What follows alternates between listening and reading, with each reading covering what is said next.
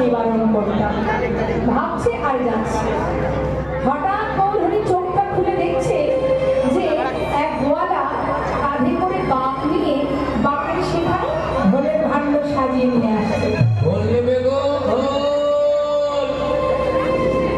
ভালো ঢোল আছে আমার কাছে। এখন গৌরহরি দূর থেকে গোয়ালাকে দেখে ডাকছে, ও গোয়ালা! হ্যাঁ বলুন বলুন। তোমার কাছে ঢোল আছে? আছে গো আছে। এদিকে এসো, এদিকে এসো। কাছে ডেকে নিয়েছে। দেখো আমার না অনেক তৃষ্ণা পেয়েছে, আমাকে এক ভাণ্ড ঢোল দাও দেখি। সঙ্গে সঙ্গে গোয়ালা কি করেছে মা, বাপ নামিয়ে একটা ভাণ্ড প্রভুর হাতে দিতে গেলেন।